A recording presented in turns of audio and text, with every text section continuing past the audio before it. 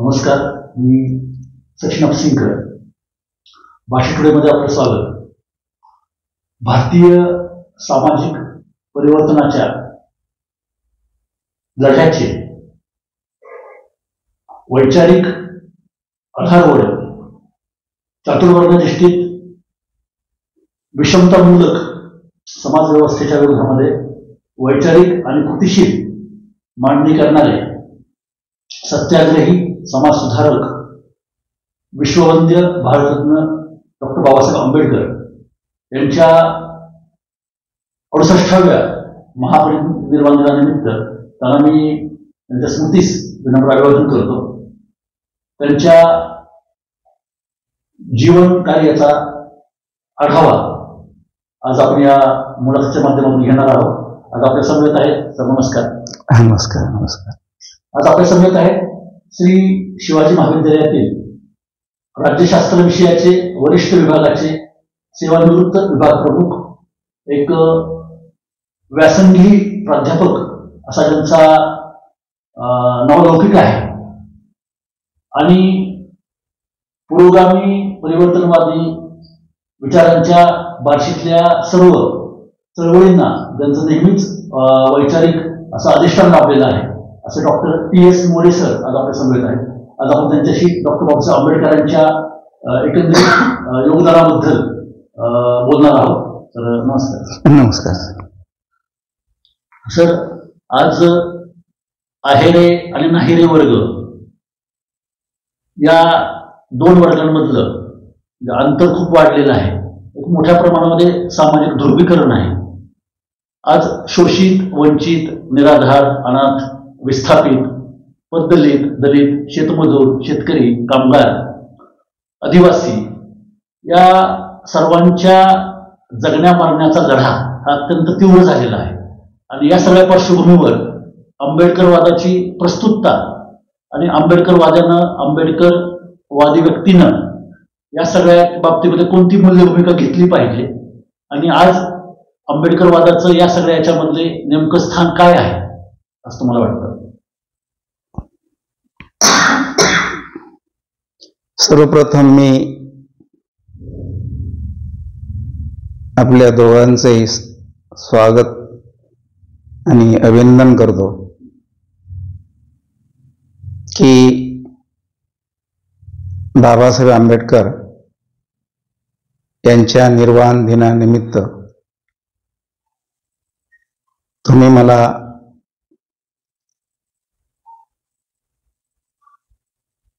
माझे काही विचार मांडण्याची संधी दिली, त्याबद्दल मी आपला आभारी आहे.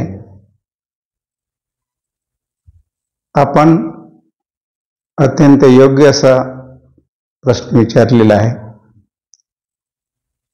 आज जे काही वास्तव आहे, जी परिस्थिती आहे, ती जागतिक लेवलवर असेल, भारतामधली असेल, त्या परिस्थितीमध्ये आंबेडकरी विचाराची प्रस्तुतता काय आहे? आपल्याला कल्पना आहे की बाबासाहेब आंबेडकर यांनी आपल्या लेखणीने, कृतीने आणि वाणीने एक ऐतिहासिक असं कार्य केलं आहे. आणि ते करीत असतानाच काही आपल्यासाठी जीवनदृष्टी सुद्धा दिलेली आहे, ज्याला आपण व्हिजन म्हणू.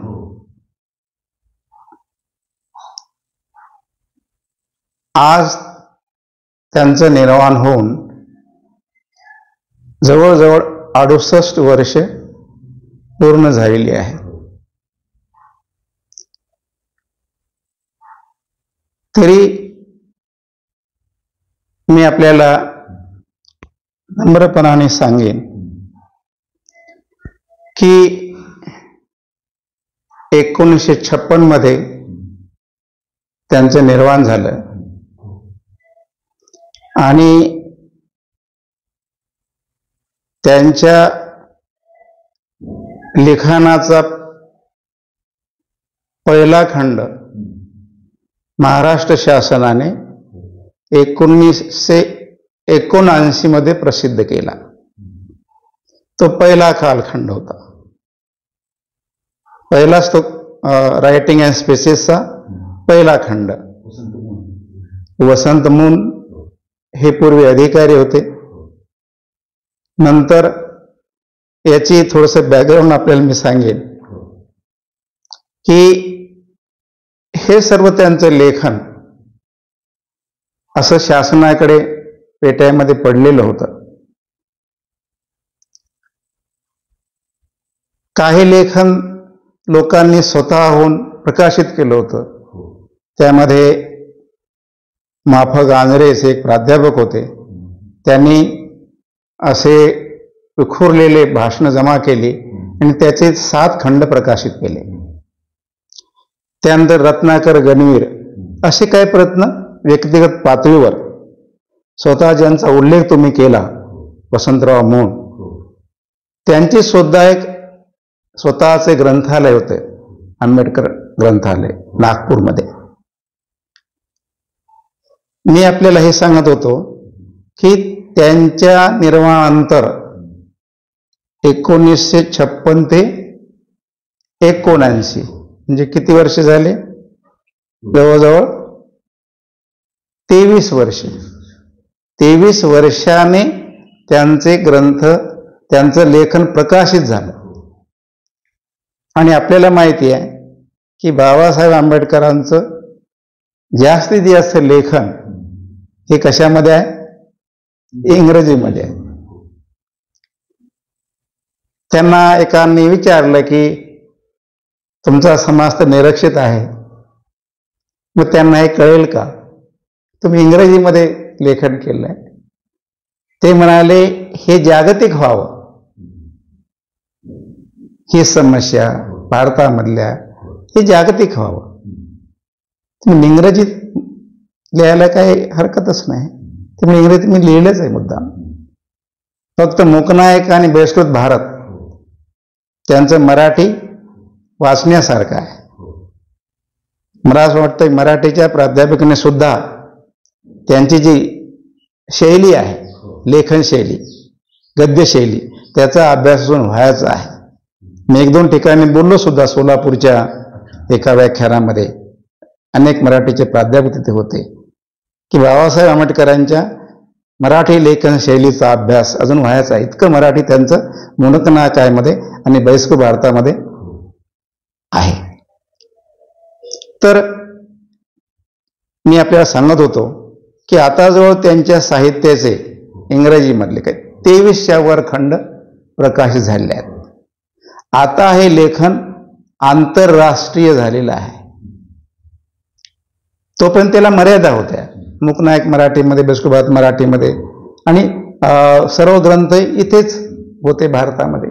पण ते महाराष्ट्र सरकारचे आपण या ऋणी राहिले पाहिजे की त्यांनी हे खंड प्रकाशित केले. आणि मग हे जागतिक स्तरावर खंड गेले.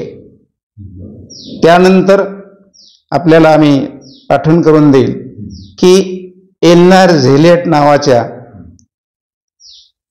प्राध्यापिका ह्या महाराष्ट्रामध्ये आल्या. तो काळ असेल 60चं दशक असेल, ते 60, 62, 63ला. त्यांनी पहिल्यांदा बाबासाहेबांच्या जीवन कार्यावर डॉक्टरेट केलेली आहे. कॅलिफोर्निया युनिव्हर्सिटीला, तिथे ते पुस्तक माझ्याकडे आहे. त्यांनी तो पहिल्यांदा काम केलं. आणि त्यांना विचारलं तुम्ही कसं काय इकडे, म्हणजे कसं काय तुम्ही या विषयाकडे वळलात? ते म्हणजे वाचताना हे नाव यायचं म्हणले डॉक्टर आंबेडकर, आणि म्हणून मी याच्याकडे वळले. तर एल्नार झेलेट या जागतिक स्तरावर बाबासाहेबांचं लेखन नेण्याचं काम मोठं एल्नार झेलेट यांनी केलं आहे. त्यांचं जे काही लेखन आहे म्हणजे एल्नार बाईचं, त्यांना मराठी उत्तम येत होतं. पुण्याला त्या सायकलवरून फिरलेले आहेत त्या काळामध्ये मटेरियल जमा करण्यासाठी, त्यांना मी स्वतः पाहिलेले आहे. तर हे सर्व लेखन त्यांनी स्वतः तर केलंच, पण गेल ऑमवेट ज्यांनी महात्मा फुलेवर पहिल्यांदा PhD केलं, त्या ग्रंथाचं नाव आहे a cultural revolt in A colonial society, म्हणजे वासातिक काळातील सांस्कृतिक बंड असा प्रबंध त्यांचा आहे. ते अत्यंत दर्जेदार अशा प्रकारचं पुस्तक आहे. त्याचं मराठी भाषांतर झालं आहे. तर हे एल्नार बाईंनी सांगितलं गेल ऑमलेटला. नंतर अलीकडे जे लेखक आहेत जॉफरलेट, ते सध्या त्यांना सुद्धा बाबासाहेब आंबेडकरांवर लिहिण्यासाठी त्यांनीच प्रवृत्त केलं आहे. त्यांनी आपल्याला यासाठी सांगितलं की एल्नार झेलेट ह्या याच्यामधले ओपनिंग बॅट्समन आहेत, आणि तेव्हा लोकांना कळलं की अरे हे अनएक्सप्लोर, म्हणजे अशा प्रकारचे आपण म्हणतो की भरपूर याच्यावर काम करण्यासारखं आहे.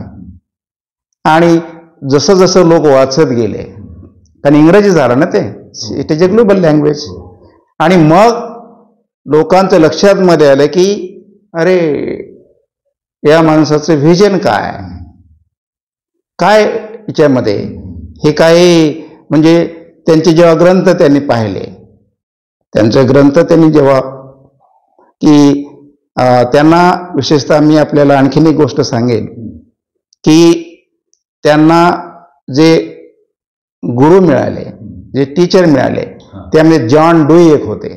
जॉन डुई ते मोठे शिक्षण तज्ज्ञ होते. सारं अमेरिकेचं जीवन त्यांच्या जे शैक्षणिक विचार आणि त्यांच्या विचाराने भारावलेलं होतं. म्हणजे जॉन डुई, सेलिगमन एक मोठे अर्थतज्ञ होते. नंतर अलेक्झांडर गोल्डवायझर हे सोशलिस्ट होते. अशा स्कॉलर, अशा प्रकारचे टीचर त्यांना मिळाले.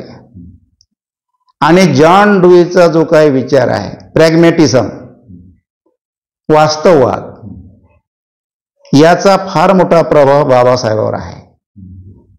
ज्याला आपण वास्तव म्हणतो, वास्तववाद, त्यांनी एवढं जे मी म्हटलं काम केलेलं आहे की हे त्याला एक प्रकारचे प्रॅग्मॅटिझम, वास्तव काय प्रत्यक्षामध्ये, तर त्याचा फार मोठा त्यांचं जर आपण पाहिलं कार्य तर त्याच्यामध्ये आपल्याला दिसतं. जॉन डुई, सेलिगमन, अलेक्झांडर गोल्डवायझर, आणि मग त्यांनी विशेषतः 1919 मध्ये पहिल्यांदा, त्याच्याही पूर्वी मी तुम्हाला सांगेन, त्यांचा जो काही छोटासा निबंध आहे कास्ट इन इंडिया, तो मे 1918 मधला आहे, आणि तो त्यांनी एका सेमिनारमध्ये तो वाचला. ते पहिलं त्यांचं लेखन. नंतर काय झालेलं आहे की ते भारतामध्ये साऊथ बोरो कमिशनर होतं. आपल्याला माहिती आहे की 1918 नंतर इंग्रजांनी सांगितले की सत्तांतर आम्ही हळूहळू करणार आहे, आणि इथे साऊथ बोरो कमिशन आलं, आणि या साऊथ बोरो कमिशननी साधारणतः प्रौढ मताधिकार लोकांना द्यायचा आहे. मग बाबासाहेबांच्या पुढे प्रश्न आला, तेव्हा ते सिडनॅम कॉलेजमध्ये प्राध्यापक होते, की आता कमिशन तर येत आहे, आपल्याकडे कुठलं संघटन नाही, आपण काही कुठलं रिप्रेझेंटेशन करणारं संघटन आपल्याकडे नाही, पण समिती पुढे तर मुलाखत दिली पाहिजे. मग त्यांनी टाइम्स ऑफ इंडियाला पत्र लिहिलं जानेवारी 1919 या टाइम्स ऑफ इंडियाला, साऊथ टाइम्सला, a Mahar on home rule असं ते पत्र आहे. आणि हे पत्र वाचून मग इंग्रज सरकारने त्यांना समितीपुढे साक्ष देण्यासाठी बोलावलं. ती पहिल्या खंडामध्ये एव्हिडन्स बिफोर साऊथ कमिटी ती मुलाखत छापलेली आहे. तिथे विठ्ठलरामजी शिंदेनी सुद्धा मुलाखत त्याच्यामध्ये दिलेली आहे. आणि हे साधारणतः 1919 आणि परत ते गेले 20 मध्ये त्यांचं शिक्षण जे अपूर्ण राहिलं होतं ते त्यांनी पूर्ण केलं, आणि 23च्या एंडमध्ये ते साधारणतः भारतामध्ये परत आले. परत आल्यानंतर आपल्या जीवनाचं जे मिशन आहे त्यांनी ठरवलंच होतं ते, की मला काय करायचं आहे, माझं काय मिशन आहे हे ठरवलं होतं त्यांना. विद्वत्ता होती, त्यांना कुठे काही करता आलं असतं, काही करता आलं असतं त्यांना, पण त्याचं मिशन होतं. आणि त्यामुळे त्यांनी पहिल्यांदा कुठल्याही त्या सर्व शक्तींचा त्यांनी अभ्यास केला होता. विठ्ठलरामजी शिंदेची चळवळ होती, महात्मा फुल्यांची सत्यशोध चळवळ जी होती, आणि तिला एक ब्राह्मणेतर नॉन ब्राह्मण मुवमेंट ही सुरू झाली होती, आणि तिला सुद्धा एक वेगळं वळण मिळालं होतं की सत्तेमध्ये जाणे. 30 मध्ये ते काँग्रेसमध्ये गेलेच ना. तर त्या दृष्टीने 1924 साल दिसेल तुम्हाला, त्यावेळी बाबासाहेबांनी संस्थात्मक काम सुरू केलं. त्यापूर्वी काय केलं होतं, त्यांनी मूकनायक काढलं होतं की ज्याला शाहू महाराजांनी 2,500 रुपये चेक दिला होता. म्हणजे ते शाहू महाराज म्हणजे कोणकोणते लोक काम करतात त्यांच्या पाठीशी उभं राहिले. भारतामध्ये 565 संस्थानिक होते, त्यामुळे 2च संस्थानिक हे आपल्या समोर येतात. एक कोल्हापूरचे राजर्षी शाहू महाराज आणि बडोद्याचे सयाजीराव महाराज, हे 2 की त्यांना काही व्हिजन होतं, नेशन बिल्डिंगचं त्यांना व्हिजन होतं. आणि त्या महाराजांनी मूकनायक त्यांनी सुरू केलं होतं. इव्हन कोल्हापूरला जेव्हा ती माणगाव परिषद भरलेली आहे, कोल्हापूर माणगाव परिषद झाली, तिथे ते त्यांनी पहिल्यांदा आपल्याला दिसेल की त्यांचं कोल्हापूर एरियामध्ये बाबासाहेब आलेले आहेत, भाषण झालेलं आहे. नंतर नागपूरकडे एक परिषद झाली, पण मी तुम्हाला सांगितलं की नंतर ते 20 ते 30 ते परदेशामध्ये आपला जो अपुरा अभ्यासक्रम आहे तो पूर्णसाठी ते गेले होते. आणि खऱ्या अर्थानं सार्वजनिक काम जे सुरू आहे ते 19ला सुरू झालं, आणि ते बहिष्कृत हितकारणी सभा. बघा नाव कसं आहे, भारत आहे परंतु बहिष्कृत आहे, हे महत्वाचं आहे. बायकॉटेड इंडिया, भारत आहे पण बहिष्कृत आहे. हे टायटल जे मूकनायक, लीडर ऑफ द डम, मूकनायक नाव कसं आहे. म्हणजे त्यावेळी तुम्हाला मी आश्चर्य वाटेल, आपल्याला सर्व महापुरुषाबद्दल आदर आहे, परंतु मी मूकनायक वृत्तपत्र काढतो आहे, त्याची जाहिरात आपण छापावी असं पत्र त्यांनी केसरी वृत्तपत्राला लिहिलं. केसरीने त्यांची जाहिरात छापली नाही, पैसे देतो म्हटले तरी छापली नाही. हे तुम्हाला मी यासाठी सांगितलं की वास्तव काय होतं, हे वास्तव असं होतं.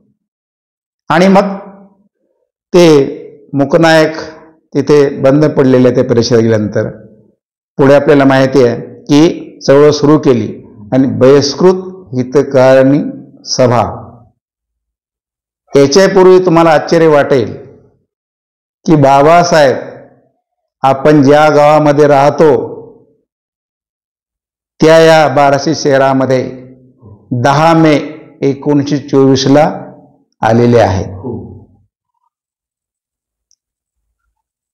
हे भाषण पहिल्यांदा ज्ञानप्रकाशने छापलं, नंतर ते गांजरेंनी छापलं, माफ गांजरेंनी. पण याची तारीख जे होती, गांजरेंनी जे छापलं ती तारीख वेगळी. नंतर अलीकडे हरिनरके यांनी मराठीमध्ये ते खंड काढला, त्याच्यामध्ये भाषण छापलं, त्याच्यामध्ये मे असं लिहिलं आहे. पण अत्यंत नम्रपणानं मी आपल्याला सांगू इच्छितो की मी एलनार झेलेटचा अनपब्लिश थेसिस माझ्याकडे आहे त्यांच्या प्रबंधाचा. एके दिवशी मी चाळत होतो आणि बऱ्याच मित्रांचे काही फोन आले होते, विशेषतः नांदेडचे दत्ता भगत सर, ते मोठे साहित्यिक आहेत, नाटककार आहेत. ते म्हणले बार्शीमध्ये आज तुम्ही बघा सर, मी अनेक लोकांना फोन केला, हरी नरकेंनाही बोललो. ते म्हणजे एशियाटिक सोसायटीमध्ये बघावं लागेल मुंबईला. पुण्याला काही मित्रांना विचारलं. मग काही आमचे सोलापूरचे दत्ताजी गायकवाड, त्यांनी बाबासाहेब अलीकडे मोठा ग्रंथ लिहिला आहे. तर त्यांना ते म्हणले मी पण प्रयत्न केला म्हटले, परंतु ते जे अंक आहेत ते याच्यामध्ये 500 किंवा कुठल्या त्याच्यामध्ये ते म्हणजे आता अंक उपलब्ध नाहीत. मग असाच मी जसं बोललो तर एक दिवस असा सहज मी एलनार जेट यांचा थेसिस वाचत होतो, पाहत होतो. तर त्याच्यामध्ये बिब्लिओग्राफीमध्ये फुटनोट्समध्ये मला आढळून आलं की बहिष्कृत परिषद बार्शी, जिल्हा सोलापूर, त्या दिवशी मला खूप आनंद झाला. तो थेसिस माझ्याकडे आता आहे. परवा मी व्याख्यानाला गेलो होतो दत्ताजी गायकवाड यांच्या आग्रहामुळं. त्यांनी व्याख्यान ठेवलं 10 मेला मागच्या. तर त्यांना मी पण दाखवलं. ते म्हणले हे तुमचं बरोबर आहे. कारण हे पाक्षिक होतं. कोणतं हे जे ज्ञानप्रकाश हे पाक्षिक होतं. 10 मे आणि बरोबर त्यांचं ते 24 मे आणि 7 जूनच्या अंकामध्ये त्यांनी छापले. म्हणजे बाबासाहेबांचे भाषण 2 अंकामध्ये छापले. कोणी? ज्ञानप्रकाशनं. 24 मेचा एक अंक आणि 7 जूनचा. आणि त्यामुळे 10 मे ही तारीख ही बार्शीमध्ये बाबासाहेब येऊन गेले आहेत. 1-2 ठिकाणी मी जेव्हा बोललो तेव्हा म्हणजे बार्शीमध्ये बाबासाहेब आले होते हेच आम्हाला माहीत नाही. तसं मी सकाळला लिहिलं होतं फार लॉंग बॅक. पण ह्या ज्या बाबी आहेत की 1924 मध्ये, कारण ते असं का झालं असावं असं मला वाटतं, कारण त्यावेळी मुंबई राज्य होतं, बॉम्बे प्रोव्हान्स. ते विदर्भ, बेरार ते तिकडे मध्य प्रदेशामध्ये होतं आणि मराठवाडा तरी हैदराबादच्या ताब्यामध्ये होता. त्यामुळे बाबासाहेब हे इकडे लवकर आले आहेत. सोलापूरला 10-12 वेळा येऊन गेले. आपल्या बावीला आलेले आहेत. बाबासाहेब सोलापूर जिल्ह्यामध्ये किंवा पश्चिम महाराष्ट्रामध्ये आलेले आहेत. आणि म्हणून ज्याला पश्चिम महाराष्ट्रामध्ये पण आले बरेचदा. पण 1924 मध्ये त्यांनी आपल्या सार्वजनिक कार्याला सुरुवात केली. आणि या संघटनेचं नाव काय आपल्याला माहिती आहे? शिका, संघटित व्हा आणि संघर्ष करा, हे या संस्थेचं ब्रीद वाक्य आहे. हे पॅम्पलेट त्यांनी काढलं होतं, त्याच्यामध्ये आहे. आणि आपल्याला माहिती आहे की बाबासाहेब बऱ्यापैकी नीट समजून घ्यायचं असेल तर चांगदेव खैरमोडे यांचे 12 खंड त्याच्यामध्ये त्यांनी हे सर्व मांडणी केले. आणि खैरमोडेंनी पूर्ण आयुष्य त्याच्यासाठी घातलेलं आहे. त्यांच्या काळामध्ये त्यांनी 6 खंड प्रकाशित केले. आणि 7 खंडाचं जे बाळ होतं त्यांच्या पत्नी द्वारका खैरमोडे यांना ते सापडलं. आणि पुढचे जे काही 6 खंड आहेत ते महाराष्ट्र शासनाच्या सांस्कृतिक मंडळाने प्रकाशित केले आहेत. सांगण्याचा मुद्देश आहे की इंग्रजीमध्ये तर लेखन भरपूर झालेलं आहे, पण खैरमोडे म्हणजे धनंजय किराणने सुद्धा खैरमोडे रेफर केले आहे. हा, ते जागतिक झालं. ते इंग्रजी चरित्र होतं. खैरमोडे मोठे बायोग्राफर होते, ते मराठीमध्ये तेच चरित्र पहिल्यांदा होतं. पण ते सुद्धा फुटनोट जे आहेत त्या कुणाच्या आहेत? खैरमोडे प्राथमिक जी माहिती आहे ती त्यांनी लिहून ठेवली, बऱ्याचशा गोष्टी. कारण ते बाबासाहेबांचं जे बैसू इतकाने सभेचं जे काय हे होतं कार्यालय होतं तिथे तर राहत होते खैरमोडे. ते तेव्हा विद्यार्थी होते. आणि त्यांनी एक प्रसंग सांगितला की बाबासाहेब सांगायचे कधी कधी की हे एवढं लिहा काही म्हणजे त्यांनी सांगितलेलं. मग आम्ही कंटाळायचो म्हणा. मग जा झोपा. आणि ते स्वतः रात्रभर लिहायचे. आणि सकाळी उठून आंघोळ करून तयार वगैरे आम्ही झोपलेले. ते म्हणजे उठा, आता मी चाललो बाहेरला. म्हणजे रकानेच्या रकारे त्यांनी भरून हाताने लिहिले आहेत त्यासाठी बैसू भारतासाठी. आणि नंतर विशेषतः आपल्याला दिसेल की 24 ते जवळजवळ 35 पर्यंत त्यांनी सामाजिक क्षेत्रामध्ये काम केलं. ते महाडचा सत्याग्रह असेल, ते नाशिकचा असेल, ही सत्याग्रह चळवळ कशासाठी सुरू केली? जागृतीसाठी. कारण जागृती हे फार मोठं प्रभावी हत्यार आहे. त्यामध्ये या मनुष्यबळापेक्षा सुद्धा जास्त ताकद आहे. जागृतीशिवाय प्रगती नाही. आणि म्हणून त्यांनी ते जे लेख आपण पाहिले मूकनायकामधले किंवा बहिष्कृत भारतामधले, तर त्यांच्यामध्ये ह्या ज्या बाबी आहेत की लोकांना जागृत करण्यासाठी ते, कारण महाड सत्याग्रहाला आपल्याला माहिती सर्वांना आहे. महाडची जी काय नगरपालिका जी होती ती शासनाने बोले ठरावानुसार ते मुक्त केलं होतं तळ, की कोणी येऊन इथे पाणी भरू शकेल. पण डेअरिंग कोण करतं? आणि म्हणून काही कार्यकर्ते तिकडे जे होते लष्करामधले वगैरे, लष्करामध्ये पहिल्यांदा गोपाळबाबा वल्लंगर गेले होते. म्हणजे इंग्रजांनी आपला देश लुटला हे मान्य आहे, पण इंग्रजांनी या देशामध्ये 2 गोष्टी चांगल्या केल्या. एक म्हणजे शिक्षण सर्वांना खुलं केलं, आणि दुसरी गोष्ट कायद्यासमोर समानता आणली. या 2 गोष्टी त्यांच्या आपल्याला मान्य करता येत नाही. आणि मग ते गोपाळबाबा वल्लंगकर, बाकी इतर लष्करामधली मंडळी हे ठरले की आपण महाडला सत्याग्रह करायचा. मग आपल्याला माहिती आहे 19 आणि 20 मार्चला सत्याग्रह झाला 1927ला. त्याला आता 27 वर्ष होतील. तर हा सत्याग्रह कशासाठी होता? मानवी अधिकारासाठी होता. आणि ही जे काही सार्वजनिक हे जे काही सांस्कृतिक वर्चस्व आहे किंवा ही जी काही उतरंड आहे, ही जी काय, त्याला बाबासाहेबांनी शब्द वापरलाय, तो शब्द त्यांचा आहे असं मला वाटतं. कारण त्यांच्या सुद्धा आंबेडकरी संकल्पनावर एक पुस्तक होईल. विषमता शब्द आपल्याला माहिती आहे, पण श्रेणीबद्ध विषमता माहिती आहे का? त्याला इंग्रजीमध्ये ग्रेडेड इनइक्वॅलिटी हा शब्द आहे. तो त्यांचा शब्द आहे. काय? ग्रेडेड इनइक्वॅलिटी, श्रेणीबद्ध विषमता. ही काही जातीबद्ध जी उतरंड आहे, स्टेटस ठरलेलं होतं. आणि त्यामुळे विशेषतः की इथे कुत्रे मांजरे येतात, पाणी पितात, सत्याग्रह, आणि म्हणून त्यांनी जागृती एवढी केली. आणि तिथे त्यांनी पाहिलं की अरे आपण पाणी पिलं यातलं, आणि नंतर इथल्या पुरोहितांनी त्यातल्या 70 घागरी पाणी काढल्या आणि तिथे गायीचं गोमूत्र त्याच्यामध्ये टाकलं, ते शुद्ध केलं.